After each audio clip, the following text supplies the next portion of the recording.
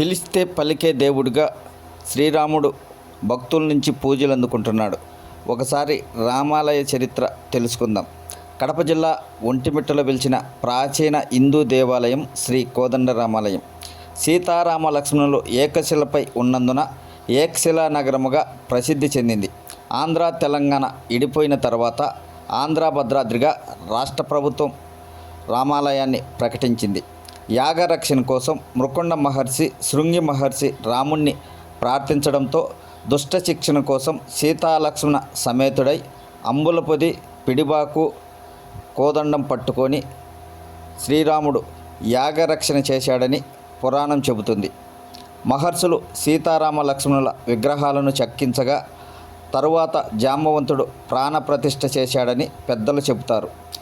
గోపుర నిర్మాణం శూలశిల్ప సంప్రదాయంలో అత్యద్భుతంగా ఉంటుంది.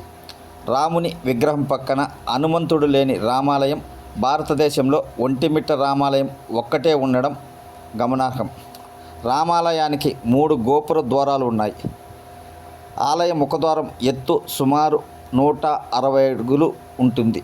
32 శిలాస్తంభాలతో రంగమంటపం నిర్మించబడింది.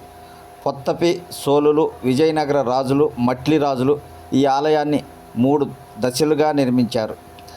ఆంధ్ర వాల్మీకిగా పేరు పొందిన వావికొలను సుబ్బారావు 1863 నుంచి 1936 సంవత్సరంలో ఆలయాన్ని పునరుద్ధరించాడని పురాణం చెబుతుంది.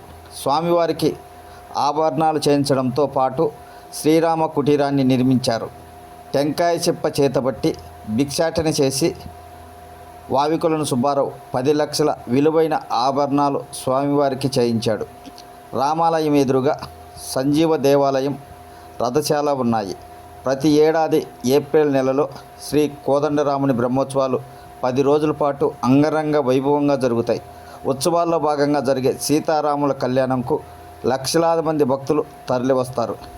కళ్యాణం రోజు రాష్ట్ర ప్రభుత్వం తరపున ముఖ్యమంత్రిగా ఉన్నవారు పట్టు వస్త్రాలు, ముత్యాల తలంబ్రాలు సమర్పిస్తారు.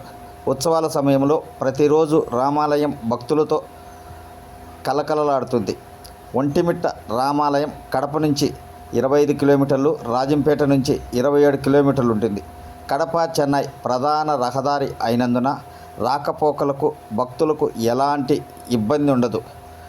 ఉత్సవాలు ముగిసిన తర్వాత కూడా రోజుకు వందలాది మంది భక్తులు దేశ నలుమూలల నుండి వచ్చి శ్రీరాముణ్ణి దర్శించుకొని ప్రత్యేక పూజలు చేస్తుంటారు.